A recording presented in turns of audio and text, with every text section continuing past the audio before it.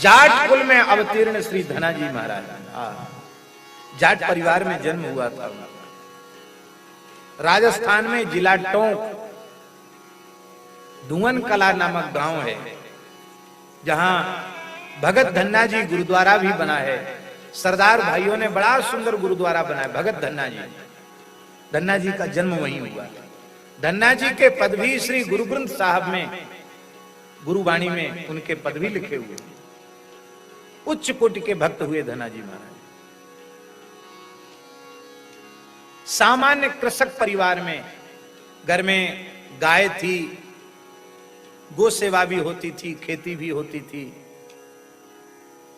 एक त्रिलोचन पंडित जी थे जो धन्ना जी के परिवार के कुल गुरु थे।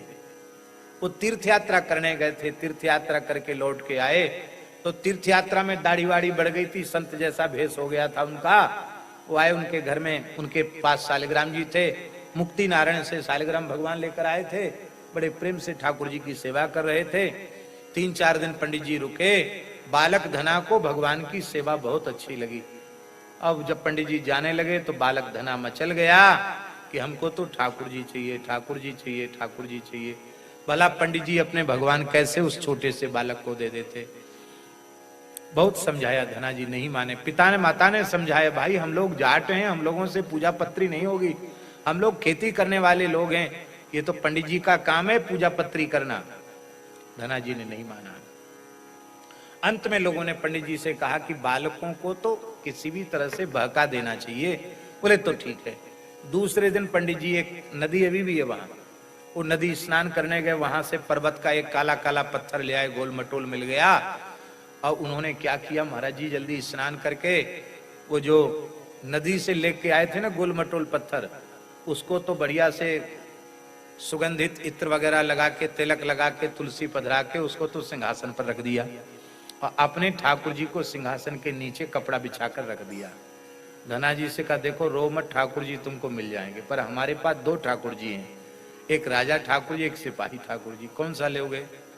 धना जी भोले भाले बालक बोले, इनमें राजा कौन सा है, सिपाही कौन सा है। पंडित जी बोले, जो सिंहासन पर बैठा वो तो राजा है और जो नीचे अर्दली में खड़े हैं वो सिपाही हैं। अरे तो हम राजा लेंगे, सिपाही काहे को लेंगे। यही तो चाहते थे पंडित जी कि पत्थर दे देंगे, पूजा करे तो भी न करे तो भी इस बेचारे को पाप नहीं लगेगा। तो गोल मटोल पत्थर दे दिया। वो शालिग्राम जी नहीं थे, वो पर्वत का पाषाण ही था। लेकिन भैया भाव न हो तो शालिग्राम में भी शालिग्राम नहीं है, और भाव हो तो कण कण में भगवान है। विश्वास हो गया उनको। और धना जी जैसे ही गैया चराने गए, उनकी मैया ने बाजरे की रोटी, साग, टेंटी का अचार रख दिया, थोड़ा गुड़ रख दिया।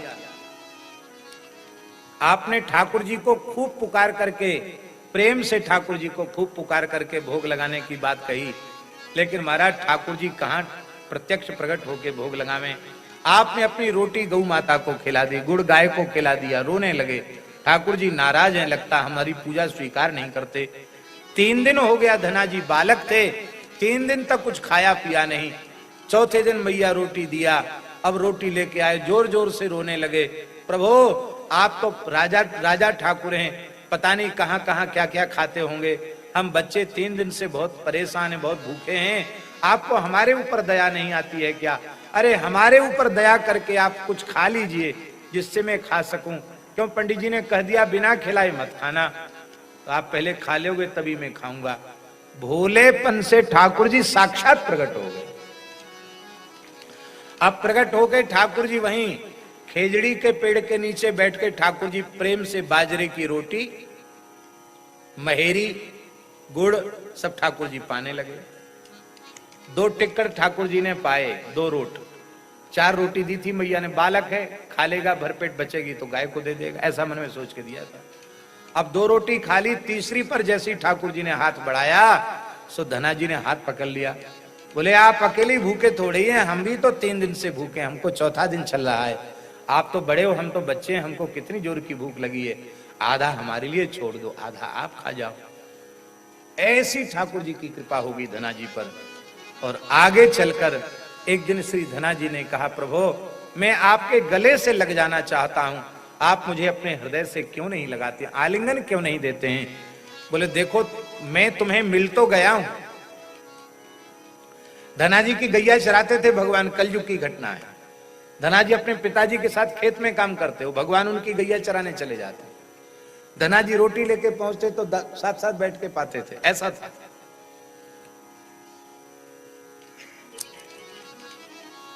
या तो द्वापर में भगवान ने गैया चराई या धनाजी ने ठाकुर जी से गैया चरवाई। धनाजी की गैया ठाकुर जी ने चराई।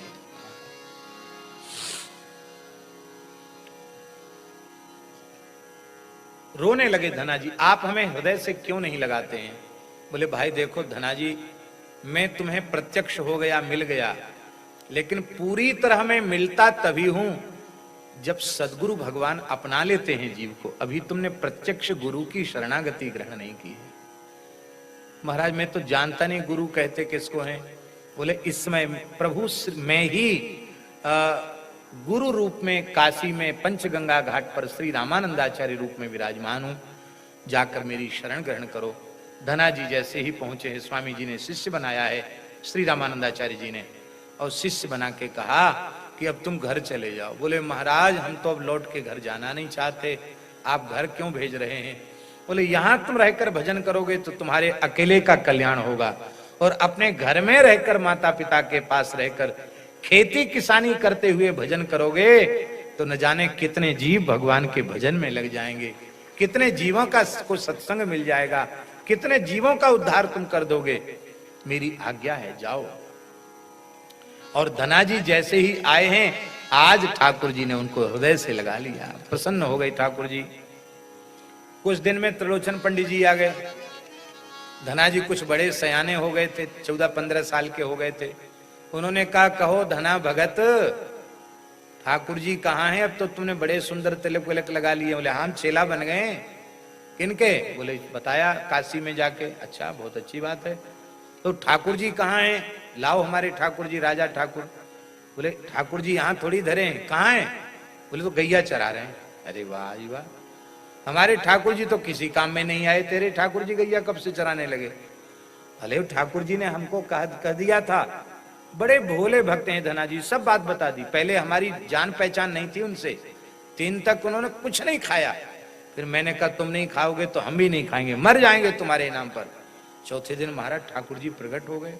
अब तो वो आधा खाते हैं खुद, आधा हमारे लिए छोड़ते हैं। अब उन्होंने कह दिया देखो धनाजी हम मुफ्त में रोटी नहीं खाएंगे, तुम्हारी रोटी खाते हैं तो तुम्हारे घर का कोई काम करेंगे, नहीं तो खाएंगे नहीं। तो महाराज हमने कहा महाराज आप क्या काम करोगे? बोले हमको गैया चराना बहुत अच्छा आता है, हम गैया चराएंगे, और तुम अपने पिताजी के साथ खेत में काम किया करो, रोटी लेके आ जाया करो जंगल में, हम दोनों बैठ के रोज पाया करेंगे। तो हम तो जो है गैया चराने गए ठाकुर, जब हम रोटी लेके जाने वाले उनके लिए। पंडित जी बोले हो गया काम, फेंक दिया होगा इसने ठाकुर जी को। ठाकुर जी कहीं गैया चराते हैं? पर ये कहता है रोटी लेके जा रहा हूं तो हम भी चलते हैं। हम चले? हाँ चलो महाराज चलो। अब धनाजी को तो वहां ठाकुर जी दिखाई पड़ते, पंडित जी को नहीं दिखाई पड़ते। आपको नहीं दिख रहे हैं? ये तो है ठाकुर जी। बोले हमको तो गाय दिख रही है और कुछ नहीं दिखता। पंडित जी रो पड़े, समझ गए कि इसे दर्शन हो रहा, मुझे नहीं हो रहा है। आकाशवाणी हुई, ब्राह्मण देवता जैसा सहज सरल विश्वास इस बालक के भीतर है, ऐसी श्रद्धा ऐसा विश्वास तुम्हारे भीतर भी नहीं है, लेकिन तुमने इसको भजन में लगाया इसलिए मैं तुम्हारे ऊपर भी प्रसन्न हूं। अब तुम मेरा दर्शन करना चाहते हो तो धनाजी को अपनी गोद में बिठा लो, धना का स्पर्श तुमसे हो जाएगा तो तुम्हें मेरा दर्शन हो जाएगा। पंडित जी ने जैसे धनाजी को गोद में बिठाया, साक्षात भगवान का दर्शन हो गया, राम जी का दर्शन हो गया। वो धनाजी खूब संत सेवा करते, साधुओं की कोई जमात आ जाए, आओ महाराज, खूब चकाचक घी मेवा मिश्री बादाम, घर में खूब गैया थी, कोई कमी तो थी नहीं। पिताजी बड़े किसान थे, छोटे किसान नहीं थे। एक दिन पिताजी ने झगड़ा किया। पिताजी बोले भाई देखो हम लोग गृहस्थी आदमी हैं, खेती किसानी करते हैं, साल में एकाध कोई साधुओं की जमात आ जाए तब तो ठीक है, भाई उनको खिला पिला दें। और तुम्हारी इनसे ऐसी रिश्तेदारी हो गई है साधुओं से कि जब देखो तब हर महीना 2-4 जमात आती है, तो हम अपना खेती पाती का काम करें कि बाबाजियों को खिलावें, ये ठीक नहीं। देखो धना मैं कमाता हूं, तुम अभी बच्चे हो, तुम कुछ नहीं करते हो, तुम्हारा पोषण भी मैं करता हूं। और इस तरह से इन निठल्ले बाबाजियों को माल उड़ा देना, लुटा देना, ये अच्छा नहीं है। धना जी कुछ बोलते नहीं, पर पिताजी ने कड़ाई से कह दिया, देख लो अब कान खोलकर सुन लो, अब कोई जमात आएगी ना तो मैं भीतर घुसने नहीं दूंगा। तुम जानो, तुम्हारी संत साधुओं की जमात जाने, अपनी सेवा करना, कुछ कमाओ, कुछ लायक बनो, अपनी कमाई से करो, हमारे माल को उड़ाते हो, ये ठीक नहीं है।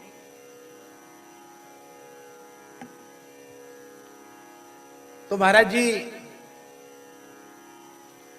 धना जी कुछ बोले नहीं, मन में ही मन थोड़े दुखी तो हो गए।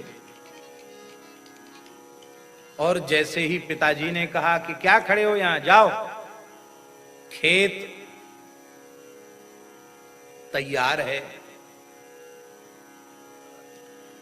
गेहूं बोने का समय आ गया, तो बीज का गेहूं लो और खेत में जाकर बो आओ। श्री वृंदावन बिहारी। अब पिताजी ने साफ कह दिया था कि अब कोई जमात आएगी तो मैं घर में घुसने नहीं दूंगा, भगा दूंगा बाहर से, और इतना व्यर्थ खर्च नहीं करने दूंगा। क्या जमाना है, कैसा समय, कितनी महंगाई है, और तुम जब देखो तब साधुओं की जमात को खिलाते पिलाते रहते हो, लुटाते रहते हो, ये ठीक नहीं। किसी साधु को घर में मत लाना, जाओ खेत बो के आओ।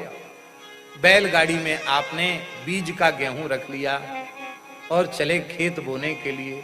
गांव के बाहर, ये महाराज जी टोंक जिले की घटना है, धुवन कला गांव, राजस्थान, हम वहां होके आए हैं।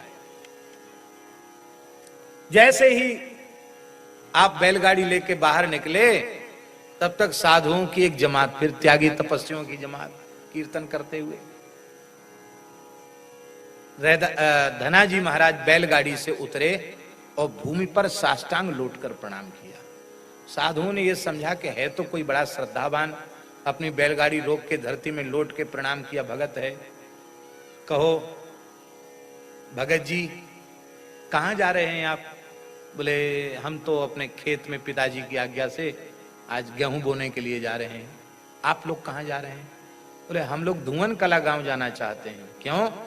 कहते जगतगुरु श्री रामानंदाचार्य भगवान के एक शिष्य हैं धना भगत, सुना है बचपन में ही भगवान का साक्षात्कार उन्हें हो चुका है, वे बड़े सिद्ध कोटि के भक्त हैं, सामान्य कृषक के पुत्र होकर, बिना पढ़े लिखे होकर भगवान का प्रेम उन्हें प्राप्त हो गया, भगवान उनके साथ रोज खेलते हैं। तो हम लोगों ने सोचा कि भाई धना भगत का हम लोग भी दर्शन करें। धना जी के नेत्र नीचे हो गए, बहुत संकोच में पड़ गए। बोले महाराज इस सेवक को ही लोग धना भगत कहते हैं। अच्छा अच्छा, वाह जी वाह, भगवान ने बड़ी लीला की, हम जिनसे मिलने आए थे वो तो यहीं मिल गए। निश्चित ही आप ऐसे ही भक्त होंगे, कितनी विनम्रता है आप में, कैसा भाव छलक रहा है आपके स्वरूप में, वाह धन्य है। तो चलो चलो तुम्हारे घर चलते हैं, वहीं सब जमात रुकेगी, वहीं खूब खीर मालपुआ खाएंगे, अब फिर 2 दिन 4 दिन मन होगा तो रुकेंगे, सत्संग करेंगे, फिर आगे बढ़ जाएंगे। अब धना जी को याद आया कि अभी पिताजी ने झगड़ा किया, कल ही जमात गई है, और अभी मैं बीज बोने की बजाय जमात लेकर पहुंचूंगा तो आज तो पिताजी जाट देवता ठहरे, लठ लेके खड़े हो जाएंगे, ये संत चले जाएंगे दुखी होकर के। तत्काल आपने निर्णय ले लिया, कहा महाराज आप लोग गांव में जाओगे, वहां आपको भी संकोच होगा, आपके शरीर पर केवल लंगोटी है, अखंड विभूति है, और वहां भी लोगों को भी संकोच होगा, क्या जरूरत है, वो माई दाई रहती है, वहां जाने की क्या जरूरत है। यहाँ देखो नदी का किनारा है और यही हम बढ़िया राशन सामग्री ले आते हैं, यहीं चकाचक ठाकुर जी को भोग बनाओ और यहीं प्रेम से पंगत हो। अरे वाह भाई, क्या कहना, एकांतवासा, झगड़ा ना झांसा, ये सबसे अच्छी जगह, बहुत बढ़िया, हमें गांव से क्या लेना देना, आपसे मिले, आपसे मिलना था, आप तो मिल ही गए। बस वो बैलगाड़ी लेके बनिया की दुकान पे पहुंचे और सारा बीज का गेहूं बेच करके घी, बूरा, आटा, दाल, चावल, दाल बाटी चूरमा की रसोई का सारा सामान लेकर के आ गए, साधुओं को दिया। साधुओं ने स्नान ध्यान करके बढ़िया रसोई बनाई। रसोई बनी, धना जी ने परोस के जिमाया और संतों का अंत में बचा हुआ प्रसाद भी लिया और संत तो चले गए आगे। अब आपको ध्यान आया कि बीज वाला गेहूं तो बेचकर और उसका राशन मंगाकर साधुओं को जिमा दिया। अब पिताजी के पास खाली जाएंगे, कहेंगे और बीज का गेहूं लाओ, तो पिताजी बहुत झगड़ा करेंगे, कहेंगे बेटा कहां फेंक आया गेहूं, बड़ा भोला है, किसी ने ठग लिया होगा। तब आपने नदी की रेत भर ली बोरियों में और खेत में हल तो चलाया, पर दूसरे लोगों को दिखाने के लिए वही रेत भर करके उसी को राम राम राम राम राम राम सीताराम सीताराम करके वही छींट दिया, जिसमें दूसरे लोग आसपास के किसान देख करके कहें कि धना जी ने अपना पूरा खेत बोया। लंबी चौड़ी खेती थी, घंटों तक धना जी बोते रहे, पूरा खेत बो दिया, सब बोरी खाली हो गई। आप प्रसन्न होके लौट के चले आए कि हमारा खेत तो उगना नहीं है, रखाने की भी छुट्टी मिली, राम जी सबको देंगे। चले आए। पिताजी ने कहा कहो पुत्र धना करे आए खेत बोया। हाँ पिताजी खेत बोआए। दूसरे दिन सवेरे गांव के बड़े बूढ़े लोग आए, उन्होंने कहा धना जी काशी में तुमने दीक्षा ली तो कोई जंत्र मंत्र सीख के आए हो क्या? क्यों क्या हुआ? बोले कल बोया था तुमने खेत, आज इतनी बड़ी बड़ी फसल हो गई, कैसे? ये तो आज तक न कभी देखा गया न सुना गया, ये खेत लहलहा कैसे रहा, इतनी बड़ी फसल कैसे हो गई? धना जी ने समझा कि लोग हंसी कर रहे हैं, कुछ उगा ही नहीं होगा इसलिए ऐसा कह रहे हैं। पर गांव के बड़े बूढ़े लोगों ने कहा मेरी 100 साल की उम्र हो गई, ऐसी खेती हमने आज तक नहीं देखी, लगता है एक एक दाना नाप तौल के बोया गया है, ऐसी सुंदर खेती आज तक देखी नहीं।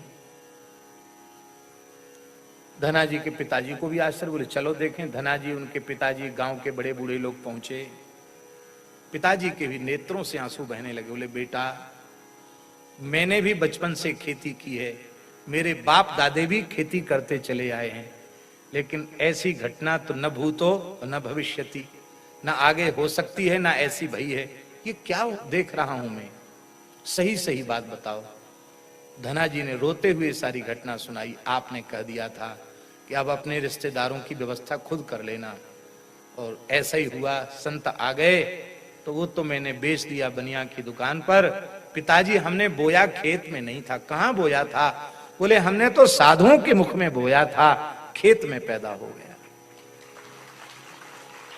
कहूं निपुजो कहूं बेबयो, बोया था संतों के मुख में, पैदा हो गया खेत में। भैया हाथ जोड़कर सुन लो, गाय के मुख में जो बोगे वो हजारों हजारों गुना होकर के तुम्हें मिलेगा। गाय के मुख में चारा दाना पानी बो, गऊ के मुख में, ब्राह्मण के मुख में, संत के मुख में जो दिया जाता है वो अनंत गुणित होकर के मिलता है। अब तो धना जी के पिताजी रो पड़े, बोले बेटा इच्छा तो हो रही कि मैं तुम्हारे चरणों में प्रणाम कर लूं, मेरा धन्य भाग जो तुम्हारे जैसा बेटा हुआ। बेटा अब हम टोकेंगे नहीं, अब खूब साधु बुलाओ, खूब खिलाओ, अब मुझे भी बता दो माला कैसे पकड़ी जाती है, राम राम कैसे, अब मैं राम राम कर दूंगा। धन्य। एक कहावत है ना, कोई बहुत बड़ा आदमी होता है, ज्यादा पैसा दिखाता है अपना खर्च करके, तो लोग कहते हैं बड़ा धन्ना सेठ है। क्या कहते हैं? धन्ना सेठ। और बहुत से लोग कहते हैं भैया हम धन्ना सेठ नहीं है जो हम इतना खर्च कर सकें, हम तो गरीब आदमी हैं। तो धन्ना सेठ एक मुहावरा है, इसकी भी कथा है महाराज जी। एक बार ठाकुर जी ने परीक्षा ली धना जी की। परीक्षा ये हुई कि राजस्थान में अकाल तो चाहे जब हो ही जाता, अकाल पड़ गया। आप बड़े किसान थे, बहुत खेती थी, बहुत अन्न था आपके पास। तो ठाकुर जी ने यह देखा कि देखें धना जी क्या करते हैं, लोभ आता है इनके मन में कि नहीं। और महाराज तमाम साधु ब्राह्मण आने लगे, महाराज हमारी गैया के लिए दाना नहीं है, हमारे आश्रम के लिए अन्न नहीं है, आप सबको मुक्त हस्त देने लगे। गांव के लोग कह रहे थे बड़ा मूर्ख है, सब साधु ब्राह्मणों को ही बांट देगा तो अपने घर खाने के लिए कुछ रखेगा कि नहीं। धीरे धीरे अपना जितना अन्न का गोदाम था, बीज जो रखे हुए थे, सब लुटा दिया आपने, कुछ नहीं बचा आपके पास। पर साधु ब्राह्मण को निराश नहीं किया। अकाल पड़ रहा था, ठाकुर जी आ गए संत वेश में। बोले धना जी, तुम्हारी संत सेवा से इस धरती का पाप नष्ट हुआ और अब पानी तो बरसेगा। ये हमारी जमात आई ना, अब पानी बरसेगा, अकाल दूर होगा। पर ये कान खोलकर सुन लो, तुम जो है ना मूर्ख हो, समझदार नहीं हो। तुमने सारा अन्न निठल्ले बाबाजियों को खिला दिया, साधु ब्राह्मणों को खिला दिया, दे दिया उनको। अब सब किसान अपने खेत में अन्न बोएंगे, तुम क्या बोओगे? बीज का गेहूं है? बोले नहीं है। उधार मांगोगे तो उधार भी नहीं मिलेगा, क्यों? अन्न तो है ही नहीं, लोगों ने बीज छिपा के रखा है, बचा के रखा है, तो तुम क्या बोओगे? धना जी हंसने लगे, बोले भाई देखो ऐसा है कि संत भगवान, आप साधुओं की निंदा मत करो। अरे भाई, विश्वंभर भगवान हैं, आखिर इस अकाल की मार झेलकर भी तो हम जीवित हैं, कहीं न कहीं से तो प्रबंध हुआ। तो जो भगवान विश्वंभर हैं वही भगवान हमारे भरण पोषण की व्यवस्था करेंगे। पर जब तक हमारे शरीर में प्राण है हम सेवा करते रहेंगे, अपने आप को बेचकर भी संत सेवा करते रहेंगे। इतने प्रसन्न हुए ठाकुर जी, बोले अच्छा धना जी, तब कोई बात नहीं, इतना धैर्य है कि अपने आप को बेच के भी संत सेवा कर दोगे तो कोई चिंता की बात नहीं। फिर ऐसा करो, अब पानी बरसेगा, तुम अपने खेत में ये कमंडल बो देना। कमंडल महात्मा लोग रखते हैं ना, ब्रह्म पात्र तुमा का कमंडल, बोले कमंडल बो देना। तो ठाकुर जी ने कमंडल दिया और धना जी को सिखा दिया कि कैसे इसका मुंह खोला जाता है, कैसे कमंडल बनाया जाता है। बोले देखो, कमंडल बना बना के साधुओं को, धन तो तुम्हारे पास अब है नहीं, वो कमंडल बना बना के साधुओं को दिया करो तो साधु लोग प्रसन्न हो जाएंगे। ठीक है। पहली बार पथमेड़ा में कथा हुई थी 2003 में या 4 में, एक ट्रक में भर के कमंडल आए थे, बहुत संत पहुंचे थे वृंदावन से, खूब कमंडल लेके गए महाराज। ये भी बड़ी सेवा है, कमंडल वाली सेवा। तो ठाकुर जी ने कहा कि धना जी, ये कमंडल तो आप खेत में बो दो। भगवान धना जी हंसने लगे, बोले महाराज ये कड़ुआ तूमा, इसको पशु तक नहीं खाता है, मनुष्य भी नहीं खाता, ये तो केवल साधुओं के कमंडल के काम का होता है। तो कोई बात नहीं, आपको तो साधु सेवा करनी है। बोले हाँ ठीक है। तो देखो ये बीज अपने खेत में बो दो, पूरे खेत में बेल फैल जाएगी, और जैसी जैसी एक एक फल पकने लग जाए, तूमा पकने लग जाए, तो उसको एकांत में बैठकर मुंह खोलना, और उसके भीतर जो निकले उसे प्रसाद मान करके ठाकुर सेवा, गौ सेवा, संत सेवा में उसका उपयोग करना। इस रहस्य को बताना नहीं किसी से, कह के ठाकुर जी चले गए। आप उसी दिन ठाकुर जी के जाते ही खूब जोर का पानी बरसा, सब जय जयकार करने लगे, सब कहते थे ये धना जी की संत सेवा की महिमा है। और धना जी तो गए वही तुमा का बीज लेके, वो सब डाल के आ गए। सब लोग हंसने लगे, बड़ा भोला है, बताओ अन्न नहीं बोता, तुमा बोता है, ए तुमा खाएगा क्या? धना जी बोले चलो हमको, हमारी चिंता मत करो। तुमा बो के चले आए, और वो तुमा महाराज जी जैसे धना जी की फसल उगाई थी ऐसी बोती, दूसरे दिन तो पूरा खेत हरा भरा तुमा की बेल से, बड़े बड़े तुमा। लोगों को बड़ा आश्चर्य हुआ। एक तुमा पका, धना जी की नजर पड़ी और श्री धना जी तुमा को लेके आए, उसको भद्र किया। भद्र करते हैं साहब, जैसे संस्कार होता है ना भद्र करके, से कमंडल का भी संस्कार होता है, उसको भद्र किया जाता है, उसको पंचगव्य से प्रोक्षण किया जाता है, उसमें गोबर गोमूत्र भरा जाता है। ये सब संस्कार हैं। अब तो बोतल का जमाना आ गया, प्लास्टिक की बोतल पानी की लेके महात्मा लोग भी घूमने लग गए। अरे भाई कमंडल जरूर रखो, जल पात्र के बिना साधु कुपात्र होता है। पुराने महात्मा लोग चलते थे तो कमंडल जरूर अपने हाथ में रखते थे, कमंडल जरूर चाहिए। जल पात्र अवश्य होना चाहिए, पात्र के बिना कुपात्र। तो ये कमंडल क्या करोगे? बोले हम साधुओं को बांटेंगे।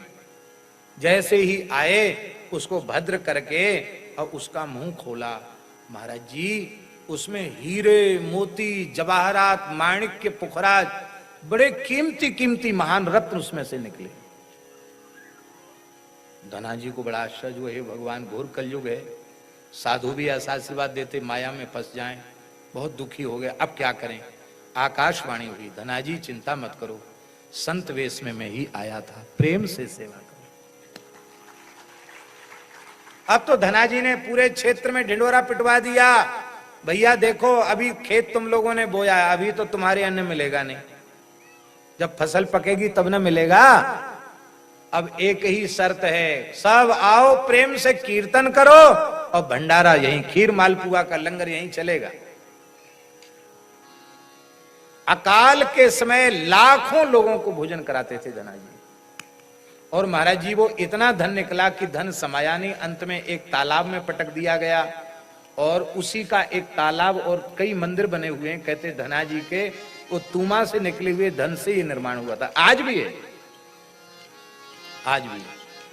तब से कहा जाने लग गया धन्ना सेठ, धन्ना जी के जैसा कोई धनी भी कोई धरती पर नहीं हुआ, जिनके तुमों में से रत्न निकले ऐसे धना जी। तो ये एक विशेष बात भगवान शंकर कह रहे हैं रुद्र गीत में, भक्ति योगो भयदः स्वधर्म मनुतिष्ठताम भवान भक्तिमता लभ्यो दुर्लभ सर्वदेहिनाम। इसी की व्याख्या हम कर रहे थे, स्वधर्म का अनुष्ठान करते हुए भक्ति योग का अनुष्ठान करना चाहिए। हम यही निवेदन कर रहे थे, जिस वर्ण में भगवान ने आपको जन्म दिया है उसी वर्ण का पैतृक कार्य करते हुए भगवान की भक्ति करो। ब्राह्मण हो तो ब्राह्मणोचित कर्म करो, क्षत्रिय हो तो क्षत्रियोचित कर्म करो, वैश्य हो तो वैश्योचित कर्म करो, चतुर्थ वर्ण के हो तो अपनी परंपरा के अनुसार अपना कर्म करो। और स्वकर्मणा तमभ्यर्च सिद्धिम विन्दति मानवः, अपने कर्म से भगवान की उपासना करो। जो वर्ण धर्म आश्रम धर्म का त्याग करके भगवान की भक्ति करना चाहते हैं उनका भक्ति योग सफल नहीं होता, ये भगवान शंकर कह रहे हैं। और हम धना जाट का उदाहरण दे रहे हैं, सामान्य खेती करते करते भगवान मिल गए, गैया चराते चराते भगवान मिल गए। आहा, किसी भी जाति में जन्म हो आपको भगवान मिल सकते हैं। कल्याण किसी की बापौती नहीं है, अमुक का ही कल्याण होगा ऐसा नहीं कहा जा सकता। जो इस पथ पर ईमानदारी से चलेगा उसका कल्याण निश्चित है।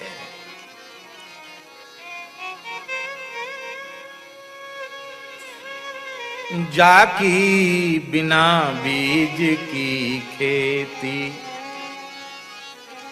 कली में धन धन धन ना जाट, कली में धन धन धन ना जाट, धन धन धन ना जाट, कली धन धन धन ना जाट, जाकी बिना बीज की खेती, कली में धन धन धन ना जाट, जाकी बिना बीज की खेती, कली में धन धन धन ना जाट।